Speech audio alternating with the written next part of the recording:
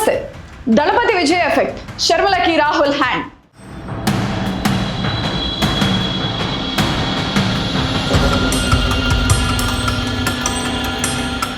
కాంగ్రెస్ పార్టీలో అసలేం జరుగుతుంది?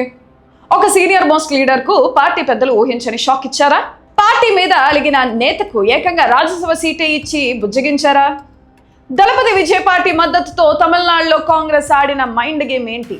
వైఎస్ షర్మిలకు అధిష్టానం ఎందుకు హ్యాండ్ ఇచ్చింది? ఏఐసిసి తాజాగా ప్రకటించిన 7 రాజ్యసభ అభ్యర్థుల లిస్ట్ చూస్తే రాహుల్ గాంధీ వేసిన మాస్టర్ స్కెచ్ బుర్ర పాడయ్యేలా ఉంది. అసలు ఈ లిస్ట్ వెనుక ఉన్న ఇన్సైడ్ స్టోరీ ఏంటో ఈ వీడియోలో క్లియర్ కట్గా చూద్దాం. రాజ్యసభ అంటే పెద్దల సభ. అనుభవజ్ఞులకు మాత్రమే కాదు, పార్టీకి విధేయులుగా ఉంటూ వ్యూహాలు రచించే వారికి కాంగ్రెస్ ఈసారి పెద్దపీట వేసింది. మొత్తం 7 స్థానాలకు అభ్యర్థులను ఖరారు చేసింది.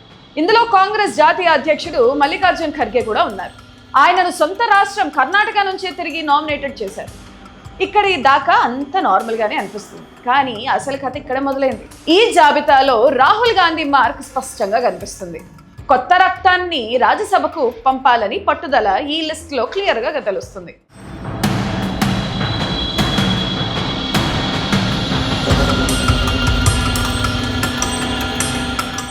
ఈ లిస్టులో మొదట బలైంది మధ్యప్రదేశ్కు చెందిన సీనియర్ నేత దిగ్విజయ్ సింగ్. ప్రస్తుతం రాజ్యసభ సభ్యుడిగా ఉన్న నాయకుల్లో ఈయనకు మాత్రమే తిరిగి అవకాశం దక్కకపోవడం రాజకీయ వర్గాల్లో పెను సంచలనం రేపుతుంది. ఆయన ప్లేస్లో Rahul Gandhi core team member, Telangana Congress incharge అయిన మీనాక్షి నటరాజన్కు మహిళా కోటా కింద ఎంపీకి టికెట్ దక్కింది.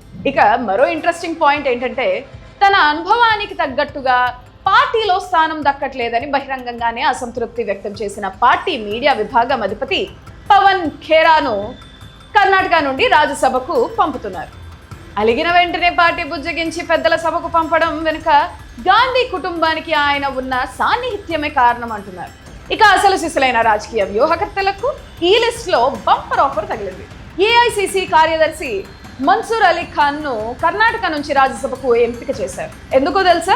ఇటీవల కేరళ అసెంబ్లీ ఎన్నికల్లో సిపిఎంను మట్టి కరిపించి కాంగ్రెస్ యూడీఎఫ్ 102 స్థానాలు గెలవడంలో ఈయనదే కీలక పాత్ర.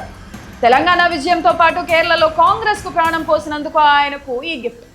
పైగా సీఎం సిద్ధరామయ్య స్ట్రాంగ్ రికమెండేషన్ కూడా తోడైంది.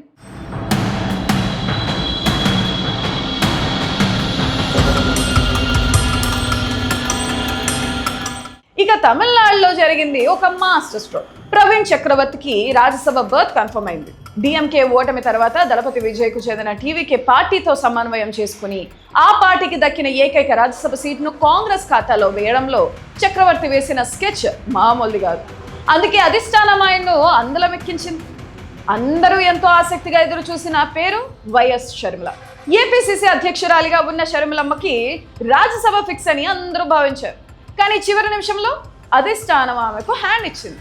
షర్మిల పేరును పరిశీలించినప్పటికీ దివంగత షీలా దీక్షిత్ కు, అలాగే గాంధీ ఫ్యామిలీకి అత్యంత నమ్మకస్తుడైన పవన్ ఖేరా వైపే పార్టీ మొగ్గు చూపింది.